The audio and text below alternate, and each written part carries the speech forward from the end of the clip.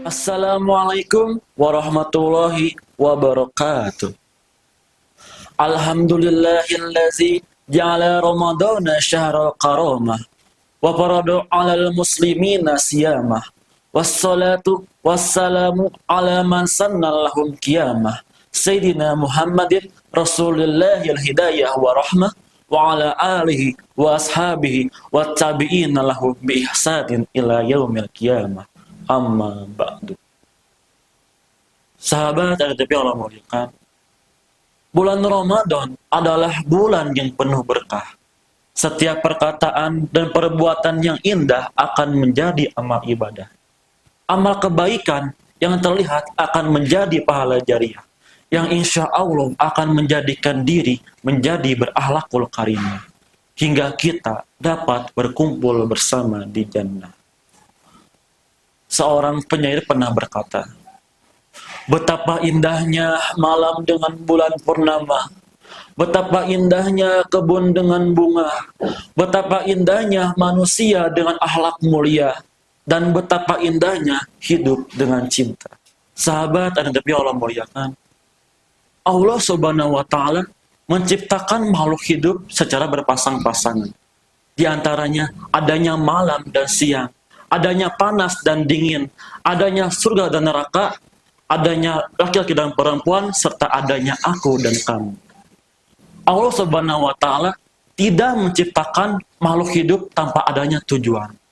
Pasti di balik ciptanya itu terdapat hikmah serta tujuan di dalamnya. Di antaranya Allah menciptakan pasangan antara laki-laki dan perempuan agar mereka selalu tentram dan terciptanya rasa kasih sayang. Sebagaimana yang Allah firmankan dalam Quran surat Ar-Rum ayat 21, yang artinya, dan di antara tanda-tanda kebesarannya ialah Dia menjadikan pasangan untukmu agar engkau merasa tenteram dan terwujudnya rasa kasih sayang. Sungguh pada demikian itu terdapat tanda-tanda kebesaran Allah bagi kaum yang berfikir. Banyak sekali di antara kita yang salah, bahkan sampai gagal dalam mencari pasangan. Sedangkan Allah Subhanahu wa Ta'ala berfirman dalam Quran surat An-Nur ayat 26. Bismillahirrahmanirrahim. Al-khabisatu lil-khabisina wal-khabisuna lil-khabisat wat-tayyibatu lit-tayyibina wat-tayyibuna lit-tayyibat ulaika mubarra'una mimma yaqulun lahum maghfiratu wa rizqun karim. Yang artinya, perempuan-perempuan yang keji untuk laki-laki yang keji, dan laki-laki yang keji untuk perempuan-perempuan yang keji pula. Sedangkan perempuan-perempuan yang baik untuk laki-laki yang baik, dan laki-laki yang baik untuk perempuan-perempuan yang baik pula. Mereka itu bersih dari apa yang dituduhkan orang-orang. Mereka mendapatkan ampunan dan rezeki yang mulia, yaitu surga.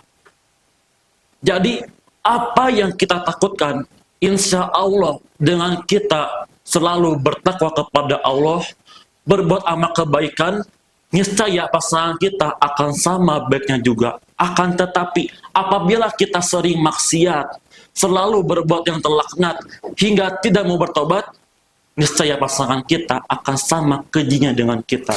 Sebagaimana pasangan antara Abu Lahab dan Ummu Jamil yang tertera dalam Quran surat Al-Lahab. Nauzubillah summa nauzubillah. Ayah Abdullah bin Mubarak pernah berkata kepada majikannya, kita tahu pada masa jahiliyah orang-orang mendahulukan kedudukan dan keturunan. Pada masa orang Yahudi dan Nasrani, orang-orang mendahulukan kecantikan dan ketampanan. Pada masa Rasulullah, orang-orang mendahulukan ketakwaan dan taat pada agama. Sedangkan pada zaman sekarang, orang-orang mendahulukan harta dan kedudukan.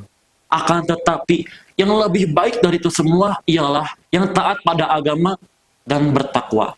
Sebab Rasulullah bersabda, man nakahal mar'ata lima liha, barang siapa yang menikahi wanita karena hartanya, haramallahu malaha wa jamalaha, niscaya Allah akan lenyapkan harta dan kecantikannya.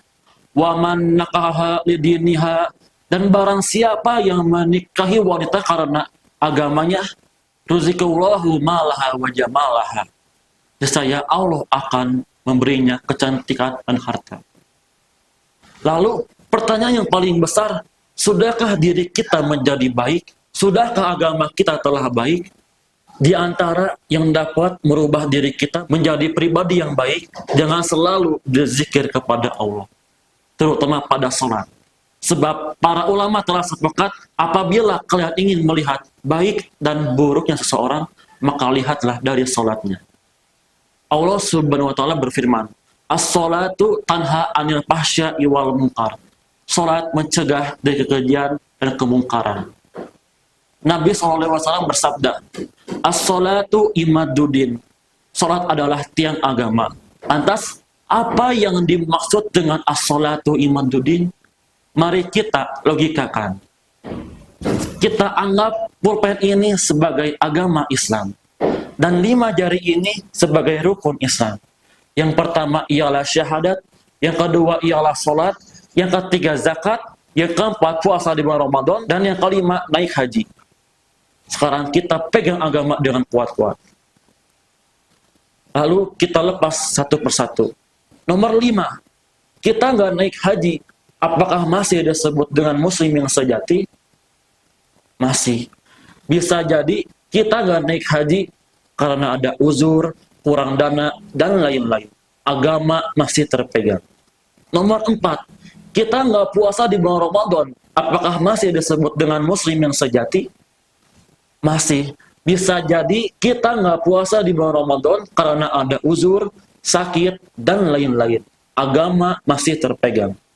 Nomor 3, kita nggak bayar zakat. Apakah masih disebut dengan muslim yang sejati? Masih. Bisa jadi kita nggak bayar zakat atau kita sebagai penerima zakat. Agama masih terpegang.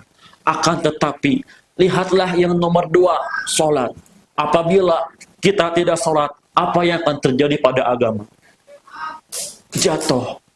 Agama akan jatuh apabila kita tidak sholat. Sebab baginda Nabi bersabda, as-sholatu imaduddin. Sholat adalah tiang agama.